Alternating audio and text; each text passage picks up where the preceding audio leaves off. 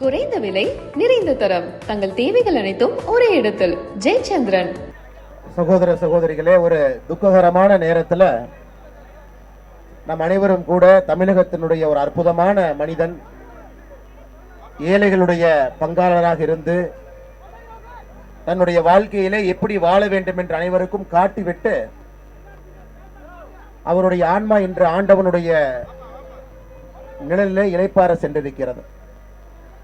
இந்த துக்ககரமான நேரத்தில் நம்முடைய கேப்டன் விஜயகாந்த் ஐயா அவர்கள் நம்மளோடு இல்லை என்பதை நம்முடைய மனம் ஏற்க மறுக்கிறது. ஒரு சாதாரண குடும்பத்தில் சாதாரண மனிதனாக பிறந்து தென்னிந்திய சினிமாவிலே கோலோச்சி அரசியல் உலகத்தில் தமிழகத்தில் 2 ஆளுமைகள் இருக்கும் பொழுது மக்கள் 3வதாக ஒரு தலைவருக்கு தன்னுடைய அன்பையும் அரவணைப்பையும் கொடுப்பார்கள் என்பதை நமக்கெல்லாம் காட்டி ஒரு அற்புதமான அரசியல் தலைவராக இருந்து தமிழகத்திலே ஒரு புதிய அரசியலுக்கு முயற்சி எடுத்து நம்முடைய பாரத பிரதமர் நரேந்திர மோடி ஐயாவுடைய அன்பை முழுமையாக பெற்று 2014 தேர்தலில் மோடி ஐயா அவர்கள் நம்முடைய பிரதம மந்திரி வேட்பாளராக இருந்த பொழுது தன்னுடைய முழு ஆதரவையும் கொடுத்து பிரதமரோடு நின்றவர் நம்முடைய கேப்டன் ஐயா.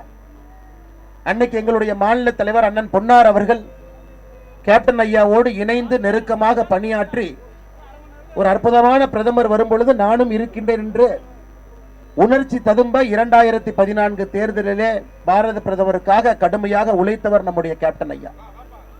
இன்று இந்த மீளா துயரத்தில் இருக்கக்கூடிய வேளையில நம்முடைய பாரத பிரதமர் நரேந்திர மோடி ஐயா அவர்கள் நம்முடைய உள்துறை அமைச்சர் திருமதி நிர்மலா சீதாராமன் அம்மா அவர்களை இங்கே அனுப்பி வைத்திருக்கின்றார். நிர்மலா சீதாராமன் அம்மா அவர்கள் இங்கே வந்து கேப்டன் அவருடைய குடும்பத்தினரை சந்தித்து தன்னுடைய ஆழ்ந்த இரங்கலை வெளிப்படுத்தி லட்சக்கணக்கான தொண்டர்களுக்கெல்லாம் பாரதிய ஜனதா கட்சி சார்பாக நம்முடைய பாரத பிரதமர் நரேந்திர மோடி அவர்கள் சார்பாக தன்னுடைய இரங்கல்களை வெளிப்படுத்தி இருக்கின்றார்கள். இந்த நேரத்தில் நாங்கள் உங்களோடு இருக்கின்றோம், கேப்டனோடு இருக்கின்றோம். கேப்டன் அவர்கள் எங்கே இருந்தாலும் அவருடைய ஆன்மா தொடர்ந்து தமிழகத்தினுடைய அரசியலை வழிநடத்தும் என்கின்ற நம்பிக்கை எங்களுக்கு இருக்கு.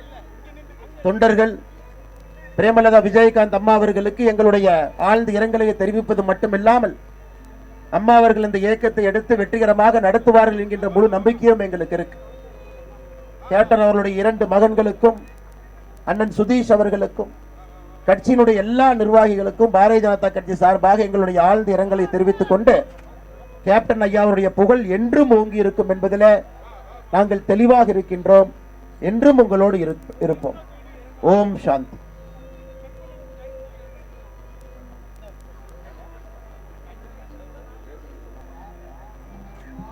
இந்த துக்ககரமான இந்த தருணத்திலே பணிவன்புடன் வணக்கத்தை தெரிவித்துக் கொள்கிறேன். கேப்டன் அவர்கள் மறைந்த செய்தி கேட்டு பிரதமர் நரேந்திர மோடி அவர்கள் உடனடி ட்விட்டர்ல அவர் மெசேஜ் போடுறத தவிர உடனடியா நீ கிளம்பி போகணும், மத்திய அரசின் சார்பா அந்த குடும்பத்தை சந்திக்கணும், அவங்க தொண்டர்கள் எல்லாரையும் சந்திக்கணும், இந்த துக்கத்துல நம்மளும் பங்கேற்கணும், அங்கேயும் இருக்கணும் அப்படின்னு சொல்லி அவரு கிளியரா ஒரு கைடன்ஸ் கொடுத்தாங்க.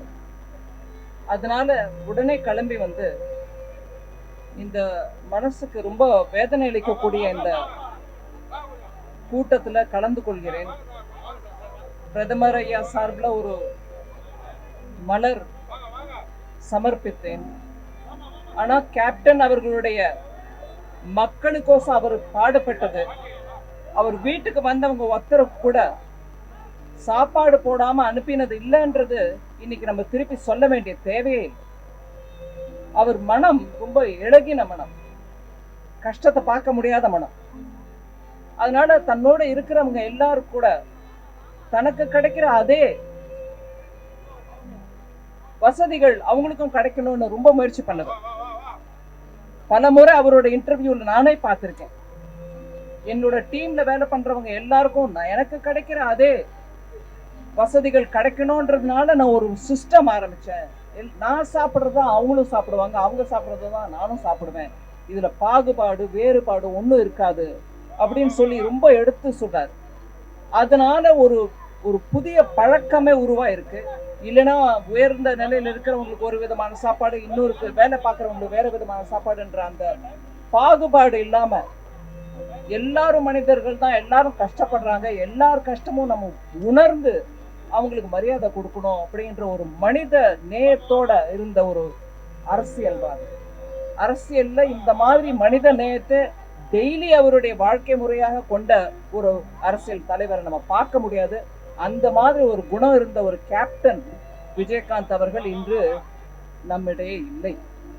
அந்த துக்கத்தை எடுத்து சொல்லவும் வர்ணிக்கிறதுக்கும் வார்த்தை இல்லை.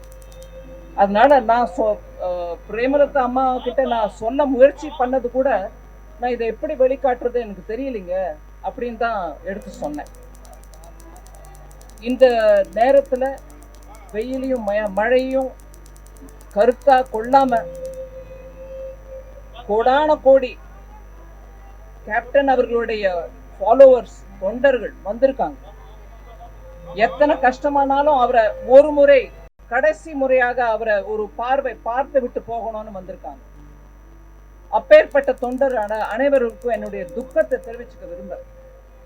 உங்கள் மனசுல இருக்கக்கூடிய அதே துக்கம் தான் இங்க எல்லாருக்கிட்டையும் இருக்கு. அதே துக்கத்தை பகிர்ந்துகிட்டு தான் பிரதமரைய இங்க இன்னைக்கு வர சொல்லி எனக்கு உத்தரவு போட்டார். இந்த மாதிரி ஒரு மனித நேயத்தோடு இருக்கக்கூடிய, தன் பணத்தால் மக்களுக்கு உதவக்கூடிய ஒரு நல்ல தலைவரை நம்ம இழந்துட்டோம். இன்னைக்கு இந்த துக்கத்தை எடுத்து சொல்றது கூட வார்த்தைகள் சரி போகாது. அதனால அவர் குடும்பத்தாருக்கும், பர்டிகுலர்லி சுதீஷ் அவர்களுக்கும், கேப்டன் அவருடைய இரு குமாரர்களுக்கும், பிரேமலதா அம்மாவுக்கு திருப்பி என்னுடைய ஆழ்ந்த வருத்தங்களை தெரிவித்துக் கொள்கிறேன். தொண்டர்கள் அனைவருக்கும் கூட இப்பேற்பட்ட தலைவரை இழந்துட்டோன்ற அந்த வருத்தத்தை தெரிவித்துக் கொள்கிறேன். இங்க வந்திருக்கக்கூடிய மீடியா அவர்களுக்கு கூட ஒரு நல்ல தலைவரை இழந்துட்டோங்கிறத மனம் உணர்ந்து இன்னைக்கு ஊடகங்கள் எடுத்து சொல்லி கொண்டிருக்கின்றன. அது முக்கியமா மக்களுக்கு அந்த தகவல் போய் சேரணும். இன்னைக்கு தேதிக்கு இந்த மாதிரி அரசியல் ஒரு மனித நேயத்தோட இருந்த தலைவர் இருந்தாரா அப்படிங்கிற விஷயம் கூட நம்ம மனசுல இருக்கணும். நன்றி.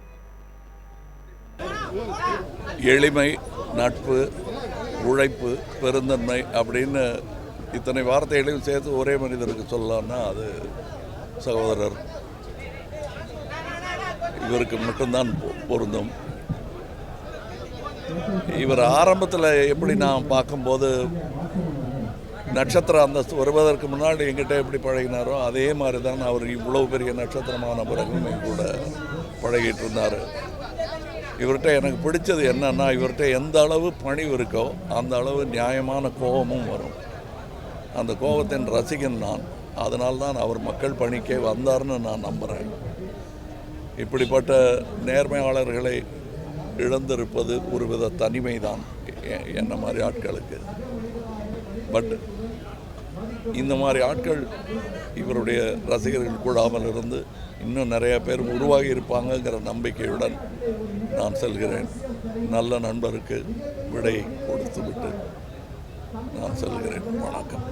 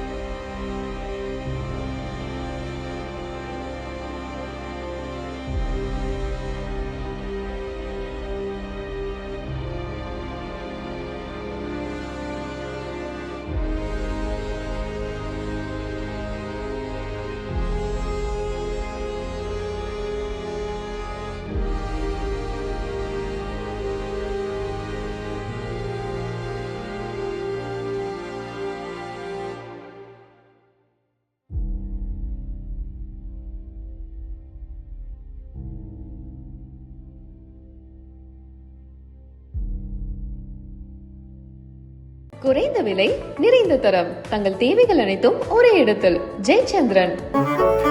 மின்னம்பலம்.com தமிழின் முதல் மொபைல் பத்திரிகை.